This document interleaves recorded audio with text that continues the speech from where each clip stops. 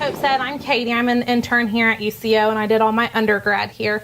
And initially with this presentation, I made my PowerPoint because that's what we do. But I really want this to be an informal thing. I want to be able to help you guys and empower you to know that you can do the internship where you can do food science like she was talking about. So at any point, if you have questions or if you want clarification, I know with the amount of females there are in this program, there's a lot of hearsay and all that stuff. So I'd love to be able to clarify things and clear things up with you and just to help you guys out. But, sorry, I'm so frazzled because I'm on camera. But anyways, I know in undergrad, the ultimate was, okay, once I get an internship, it'll be smooth sailing, or I want to get that internship. And I don't want you guys to ever think that the work that you do prior to getting there is taken for granted. I was talking to Dr. Holmes about it, and I was like, you made me do so many group projects that made me so angry, but they were awesome and wonderful, and I'm so thankful for those opportunities that she gave us because it definitely prepared me for the internship. So many times people are like, did you feel prepared? Do you know what you're doing? And because of those experiences, I can say, absolutely, I do feel prepared for it. I was talking to both Dr. Holmes and Ms. Schertz, that's going to be hard, Ms. Hall, it's going to be hard. And they said that this was the hardest match that they've ever had. OSU changed their program to a 3-year program. So now not only do we have the cream of the crop, the best students at UCO, we're also getting OSUs and a handful of other places. So one thing, they're not the ones picking who's interns. I mean, their input obviously goes into it, but it's not their yes or no all goes. So know that if you didn't get an internship or if you want one, going to their office every single day probably isn't going to do too much. So just know that it is hard for them because they want to see you guys do well and they all have their heart and soul in it. They are here because they want you to succeed. And I can definitely say now that I've been an intern that UCO has the best program, and I feel that we have the best interns. It might be completely biased, but I'm standing by it and I say that we are the best. So I know match day was yesterday, so I know some of the students that made it. I don't know who all applied for it, and I think match day is always bittersweet because you have the group that made it and this is what they've worked for, and then you have those that have worked really, really hard and then they're heartbroken. But with it, it's 100% attitude. That's what I'm going to say throughout this whole speech is 100% attitude. So if you didn't get in this time and you get in next time, you're set up for success. You can start your grad classes now and it's less classes you have to take during your internship. So you're either going to hit it hard and do them both at the exact same time, and that's great and awesome. But if you have to get a semester of school knocked out and then start your internship, you're still good to go. I could argue either one of them. I could say, I'm so glad I did it this way, and I can also look back and say, man, I wish I would have started some grad classes and then done the internship. So either way, you're going to be good to go. The biggest question I think I hear is, do you think I can do it? And when you get in, the first thing Tiffany will tell you is she hasn't lost anyone. All her interns that start have gotten through. And I think we've seen it. She's probably seen even more, but we've seen every single meltdown possible. There are some, I believe it, from just my group, and there are days where you're like, what am I doing? But you can get through it. It is completely doable, and you'll be just fine. You are paired up, you have a big and a little is how they do it in sorority world, but you have your buddy. So they're there to help you get through it, and it's completely manageable and doable. When you're in undergrad, sometimes I think it's even harder because you're trying to manage school and work, and you have different classes and you're all over the place. So if you can manage that, you can do any of it. But the biggest thing is, how hard have you worked to get to this point? Undergrad is tough, and I will be very impressed if any of you say you started and you got done in 4 years. I feel like it is changing so much, and nowadays you start school with one thing in mind and then you go to another thing. I know I changed my mind to go into nutrition this semester. I was supposed to graduate, so I like to call myself a super senior because I've been in school forever. But you put in so much work and so much effort that you just have that last year to knock it out. So if you want it, you'll be just fine. Does anyone have any questions yet? I'm trying to breathe in between sentences. Okay, I kind of just wanted to give you guys an overview of what it is, and I want to give you information that you don't necessarily get everywhere because That's not helpful. And I want this to be about you guys because this is your meeting and I want you to gain information from it. But how the internship is divided is into 3 sections. You have your community, your management, and your clinical. And you get 400 hours in each of them. You think that and you're like, oh my goodness, that's a lot of hours, but they fly by really fast. So community is going to be anything that's not management or clinical. So those, my favorite one came from that. And that was Camp No High-Low, which was actually a diabetes camp. And I had all 4-year-olds and it was life-changing. And they're like, you're going to go to diabetes camp. I'm like, what do I know about diabetes? So, but it's 100% attitude. I went and most groups had 1 age group, 2 counselors, 2 interns, and a med staff. And when I got there, I had the youngest age group, so none of them had been to camp before, 2 counselors that were both in high school. I did not have another intern, and I did not have med staff. So it was me, 2 high schoolers, and 4-year-olds all over the place. But it was one of the best experiences of my life because of my attitude to just say, okay, here goes. Like, I worked hard to get here, and we're going to do it. It paid off. Like, I learned so much. It's really great because you can ask 4-year-olds any questions about diabetes and it's not a stupid question in their mind. So that was really fun. And because I was willing to do the hokey pokey all day long every day, I stood out to them and I got to wear an insulin pump and they didn't let the other interns do that. And that was a really neat experience. So I would just recommend getting involved and knowing that you might be uncomfortable, but the more uncomfortable you are, the more you're going to learn about it. Like, those 4-year-olds, I love them, and they changed my life and my outlook on diabetes. I think as an intern, a lot of times you go in and say, I don't want to deal with this, I don't want to do this, or I don't want to do this. I would say the big ones are usually diabetes and renal, and those ended up being my 2 that I loved, of course. So that was a really fun experience. We also did stuff with the Beef Council. That was at the Oklahoma State Fair, and they made me wear a microphone. I don't like that. But we did a cooking demo, and that was an uncomfortable situation just because I was like, okay, we're going to figure out a cooking demo.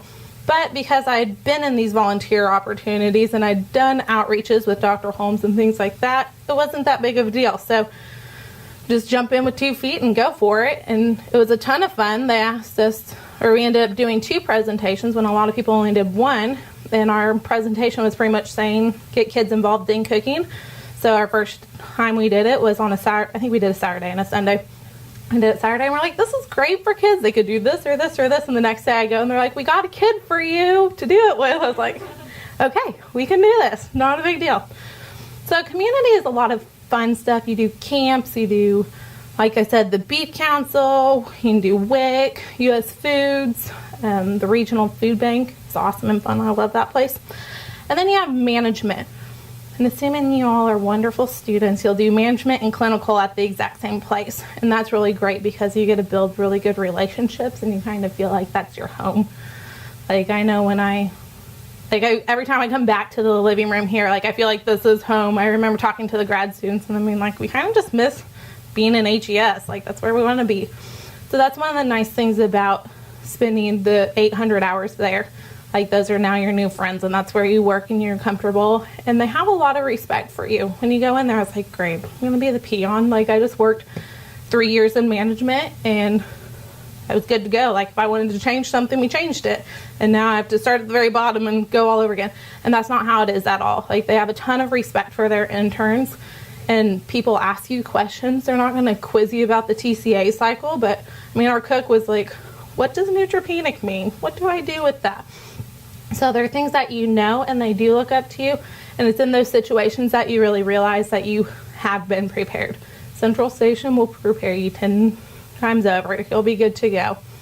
With management, you're not managing people. That was kind of an eye-opener, which was good. I don't really want to tell people what to do. I would rather work hard and participate, and I think a huge part about management is having respect for each one of the jobs that are under you. So with management, each day you're with a different person. You may be there with the baker at 4 o'clock in the morning, or you may be there with the closing manager at 10 o'clock at night. Management is kind of wonky because you have crazy schedules, but it's awesome because if you love doing something, you have a whole day doing it, or if you absolutely hate doing something, you're all right because you don't have to do it tomorrow. So I loved management because you get to see what every person does, and I think if you go in there appreciative of people and their hard work, they're willing to help you out. I love my people in management. Like, even when I went to clinical and I wasn't in the kitchen anymore, sorry, management's in the kitchen. I didn't say that. Pretty much in the kitchen of the hospital. Like, they still come see you. And they are so helpful because they are the people that know who you need to talk to. They know what's going on, and they're great. I would recommend when you're in management, finding tasks that are really easy that you can spend time doing so you're not ever just standing still. When I was talking to my Bronco buddy who did management after me, you need to realize that every single day of your internship is like an interview, and you can either take that as a really great thing or a really terrifying thing. But I know that each of you can do that. You can show up on time, you can be dressed professionally, and you can treat people respectfully, and you'll be good to go. Like, be who you are. And then clinical, oh, I forgot, part of management. You have tons of projects in management. That's what you do. But the great thing about management, what happens at management and work stays there. You don't have homework. They give you time to work on it there, and that's when you work on it. So that was the biggest thing. Like, I would come home at 5 o'clock and be like, okay, what homework am I going to do? But they would allow me time to do it there. So in a way, you actually got more time in life that way because it didn't come home with you. It wasn't, we're going to run to the store and do this and that or whatever. They let you do it there. So some of the fun things we did, we had a special event. There's an improvement project. You do like recipe development and all kinds of fun stuff. So some people, that's definitely their thing. They excel there. That was what I felt the most prepared for. It's what I enjoy doing. I enjoy being in a kitchen. I like cooking. I like being around people and talk to paint on the walls. So I really enjoyed that.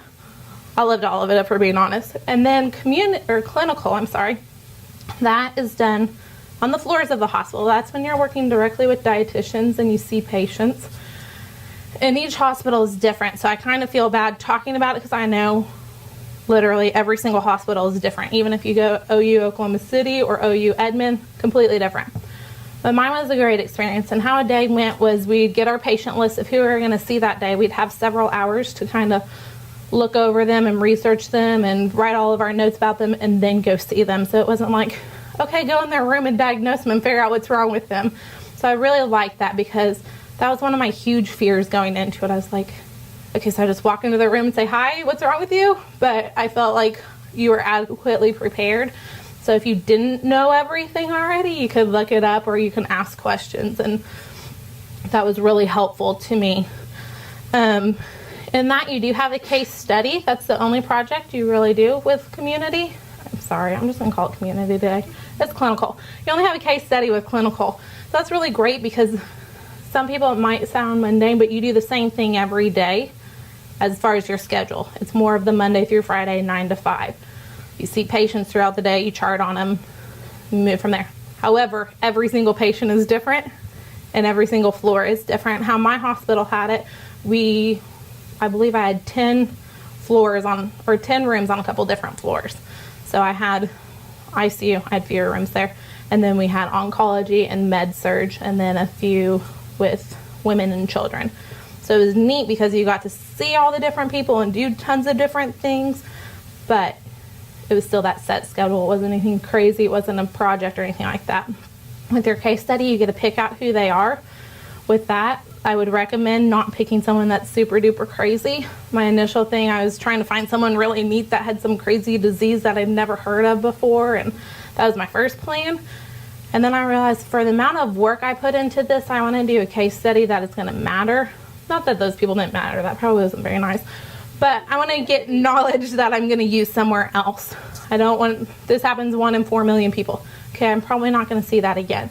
But I went with a person that was an alcoholic, had cirrhosis of the liver, jaundice, all that. You're going to see that again. So I'd recommend putting your time towards something you're going to use again, as well as something you're passionate about. That was another big thing.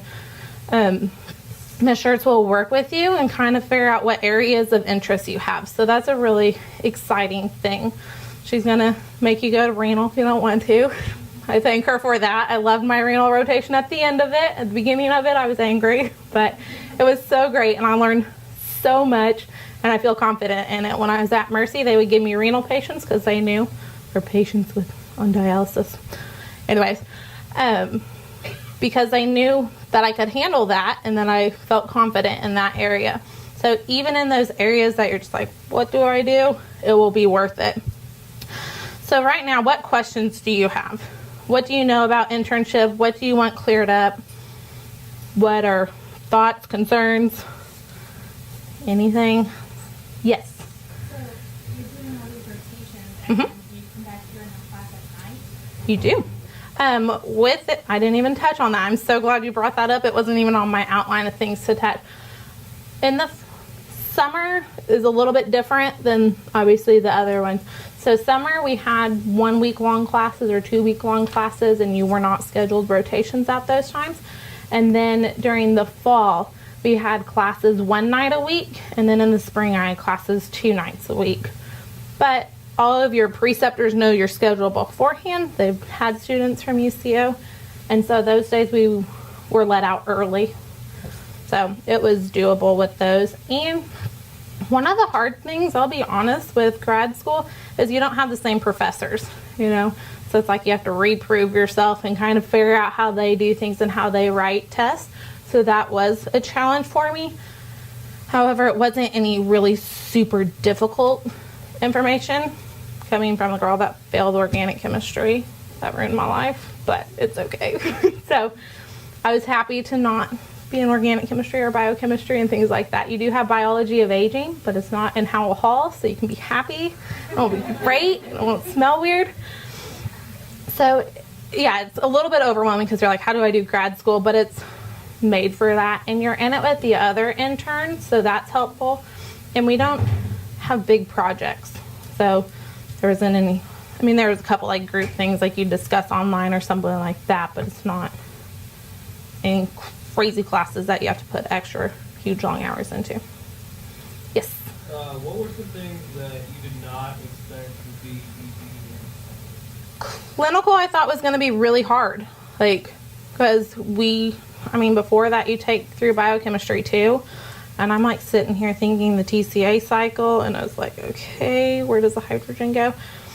But I realized that you are the expert in that area, and people view you that way, and you are prepared for it. So initially people are like, did you feel prepared for clinical? And you will never be prepared to walk into a patient's room until you've done it, in my opinion. Like, I had some really rough days. I only cried twice in clinical. I only cried twice or 3 times in the internship. But so those were I don't know if it's just me. Like, I genuinely care about people, and I love people, and I want to see everyone do really well and succeed. So clinical is really tough for me because you'd see people that came in with uncontrolled diabetes, and we called it the chop shop. Like, they got off their toes and moved up from there. And that was really tough for me to see because I want to see these people do really well, and I want to give them all the knowledge and power to change it, but I couldn't necessarily do that. So I would say that was the number one thing I didn't feel prepared for. Not that I could have been. It's not something you can learn in a textbook. It's not something that can be taught in a class. That was definitely my hardest thing, or to see someone go home on hospice care that remind me of my mom, or to see someone in ICU that was 18 and you're just like, who is this person? Like, they're on a vent, like, who are you, what's your story, you know? So that was definitely the hardest part for me. Some people had no problem with that. They were like, okay, I like being in the hospital. It's a hospital. Of course there's sick people in the hospital, Katie. Why don't you get that? And I was like, but they're really sick. Like, so I'd say that was hands down the hardest part of my internship. Areas that I thought would be incredibly hard were renal or dialysis. I thought that was going to be the most difficult thing for me to wrap my mind around, and it was completely okay. It was a whole new ball game for me because at that rotation, the dietitian is the pharmacist. So I was like, I don't know anything about medications. So I thought that was going to flip me upside down, and I was going to just fail out of an internship. I don't know that you can do that, but I thought that was going to be really hard. But she was really patient, and it was really great because with renal and dialysis, you see people 3 times a week, so you get to know people and you get to talk to them about real life struggles and real ways you can fix it. One thing I had at that rotation was when I walked into the main office, sometimes it's really great when you get a new set of eyes on things. There are posters with dialysis. They look at your lab values every single month with your protein, your potassium, your phosphorus, and your sodium. So on every wall, they have these big things of, no, you can't have potassium. These are all the foods with potassium. No, you can't have phosphorus. These are all the foods you should avoid. And so there's a whole waiting room of no. I was like, okay, we'll just go with it. So when I gave out, they have report cards, which is just like their lab values you give to each patient. I said, okay, well, here's this. And they're like, those have been the same for 6 months. So I was like, what do you guys want to see? Like, this is about you. I'm not on dialysis, and I know what has protein in it and what has potassium in it. It doesn't matter what poster I make.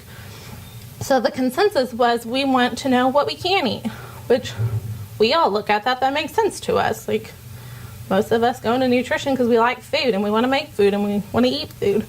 And so from that, I made just a small board. It was not a whole wall like these other ones were. And they were really excited about that. And I was like, okay, there's one lady, she told me she liked it. I was like, okay, we're good. I helped one lady. And then I got a call one day. I was on my lunch break and I was like, no one calls an intern at a dialysis center. Like, what did I do? Like, maybe I should say it wasn't me. Maybe I should find an exit. Like, oh my goodness, what happened? So, like, I pick up the phone, and of course, you're like running through everything in your mind that you've ever said or done wrong because you're just like, oh my goodness.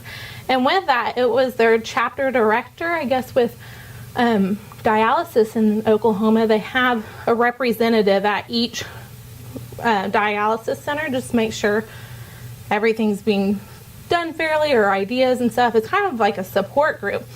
And she was part of Oklahoma's, and she said, we've had multiple patients call in saying that they really like that board, and for the first time they feel like they have a voice in their treatment.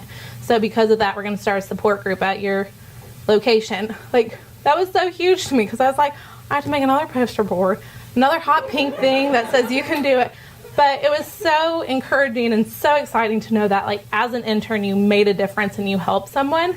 So when you make those boards and you're like, I don't want to make another board, you don't know who you're helping. And that was really, really great because there are more of those feel-good moments than there are the bad ones, you know. I say all those traumatizing things that I said were really rough, but I've had awesome people, like my 4-year-old named Katie at, I can say her name because she wasn't a patient, at diabetes camp. Like, she was awesome, and I'm so proud of her, and we were best friends throughout all of camp. And because I wore an insulin pump for the first time, she wasn't ashamed of her insulin pump and wanted to show people.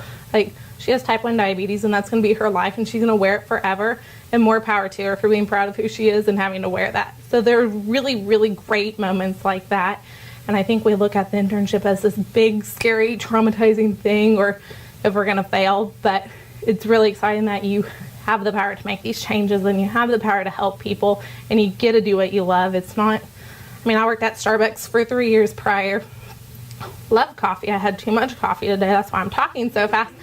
But I wasn't really making that big of a change. At the end of the day, yeah, I help people stay awake throughout their day. They didn't crash their car. They didn't murder someone in the grocery store, so I did help. But it's those really great ones that do really want the dialysis information, that you can help empower them and encourage them. It's the 4-year-old that's proud of who she is now, or it's the person you saw in ICU that drove you bonkers and was there all 10 weeks and didn't leave till like 2 weeks after, but they got better and you were there for them. So there's some really great, awesome parts about it, and I love those parts. And they definitely make the tough 5 a.m. bakery mornings a good thing.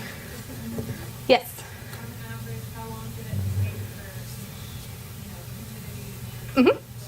Awesome. With community, I like to call it the fun one just because I love doing it. But how it is initially, I'm just going to say for people starting in the summer right now just because it's what I did. But she will try, Ms. Schertz will help you in kind of front loading it and trying to get lots of hours in prior to starting it. So then at the very end, you don't have to fill in. So maybe the first, like I was at the renal dialysis place for 5 weeks. So I got a lot of hours taken care of then. And you'll pick up hours like that. With the 400 hours that you do for management and clinical, it's 10 weeks. So you just work a 40-hour work week for 10 weeks. So how it was in the summer, I did a couple things. I did diabetes camp, and we had a WIC state office day and things like that. And then we did our 400 hours of management. Went to FNC, which was a ton of fun, and you get hours for that. So there's a lot of neat things you get to go do and you get hours for. A lot of things that we volunteer for here, we get hours for it out there. So the fall symposium or spring convention. The WIC conference, I know a handful of you were there. Do you guys know Ileana won an award there? Way to go. And then you'll do a few more, hello, love her. You do some more community hours in between, and then you go back for your clinical at the end, and you do, again, 10 weeks, 40-hour work weeks. And then after that, you, like mine finished, wow, I don't know, I can't think, March 16th. So I finished the week right before spring break. And since then, I've been able to work on my portfolio, get ready for the RD exam. I calculated my hours the other day, and I have 1,202 hours, which was a really big day because you have to have 1,200. And so I have a handful of things I'm still going to do and work with. One really fun thing is I'm working with my boyfriend's company. He works out at the airport, and they're doing a Biggest Loser thing. So their nurse out there said, will you come talk about diabetes and healthy diet? So absolutely, I would love to do that. Sounds like a ton of fun. Or my mom works with Walgreens Home Health and following their dietitian and just seeing how they do TPN and things like that.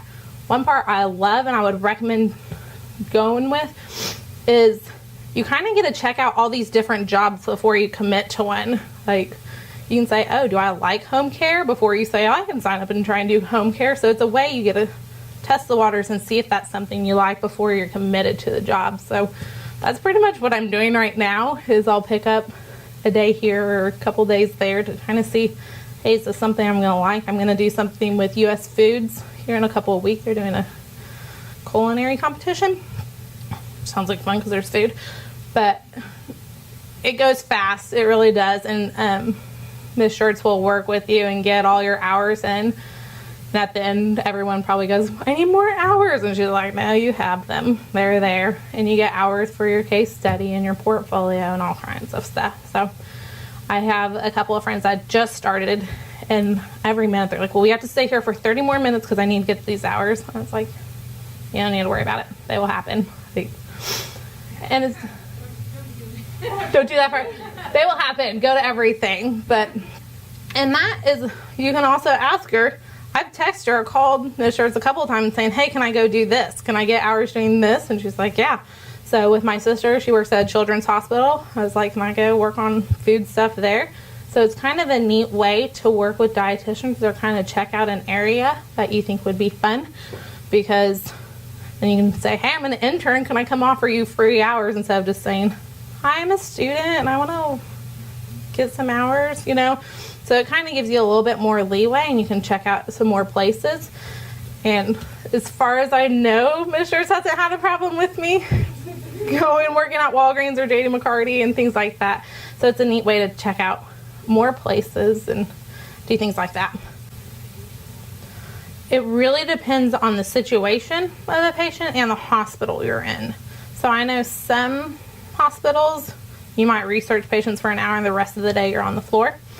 Mine, I would say, and that was a big issue. It wasn't an issue. Like, at no point did they ever say, Katie, get it together. But I always felt like when you go into a patient's room where someone that's not poking or prodding them, we're not telling them bad news, we're not making them take another medication or telling them they have to get out of bed and do a therapy.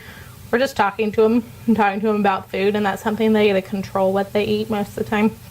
So they open up to us and they trust us, and they'll tell you their whole life story.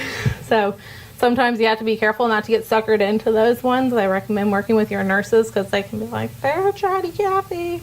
Or you may go in and people don't want to talk to you at all. So it may be as short as 10 minutes. Do you have difficulty chewing or swallowing, nausea, vomiting, weight loss? No? Okay, we'll see you later.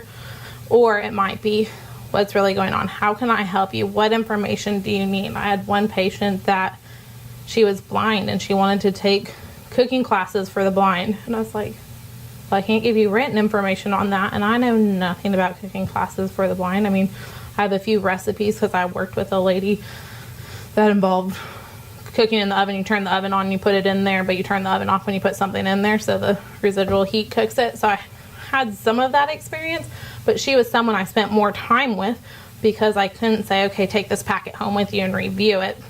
It was someone that needed to be there. Also with her, she had no family. The closest family was in New Jersey. So we really are halfway psychologists, I feel. We are not that. It's not our scope of practice. But people will tell you their life story. And if you're like me, I want to hear your life story. I want to know what you're doing. And I want to use every aspect to help you. But with that patient that was legally blind and wanted to take that class, nowhere in her chart did it say she was blind at all. So it was really good that I sat there and spent that time with her, because I don't know if I had any of you in a class, we couldn't figure out initially why she wasn't eating. And it was because she couldn't see her tray. And so things like that, you will spend more time with them. And then other people, my patients that were in ICU, a lot of times they were on a vent, they were comatose. Can't talk to them. I mean, you can check their tube feeding rate and make sure it's going all right. Talk to the nurse and see if there's anything they need, and they're significantly quicker. You can go in and kind of assess them. That was a really neat class I believe I did, and yeah, I did that in grad school. It's kind of doing a physical assessment on people and telling if they have muscle wasting and things like that. So you could look at them, but they weren't taking the same amount of time. So in all of that, it differs from each patient. Any hearsay? Any conflicting viewpoints you guys have heard? How many of you have had a job or are working in undergrad? Any of you? I will say that will be the most helpful thing. Or if you've had a job at any point. I was talking to one of my preceptors and she says, I can tell on the first day who's had a job and who hasn't had a job. And I was at Starbucks and I was like, well, that's not really food service. Like, I wasn't cooking anything, or, I mean, we had recipes, but it wasn't this huge too. And it absolutely is. Anytime you're in customer service whatsoever, you know to put a smile on your face, and that people each have their own stories, and there are going to be days that people are jerks to you, and that is your fault that they're in the hospital, or it's your fault that they're on dialysis. But if you've had a job, you can handle those people better and say, I'm sorry you're having a crummy day. What can I do to help you? Just because that's what jobs in high school and college, more than likely, I'm assuming, have taught us. If you've had any jobs like mine, that you just smile and say, okay, we'll take care of that. So that will definitely prepare you versus interns that may have not had a job or leadership. They typically aren't on time as often, and they can't handle those tough situations. So even though I thought, I was like, okay, I'm not prepared for a hospital, I really was, and it helped out. And I don't think there is a single thing that I can say, I wish I would have worked on this more. Thank you.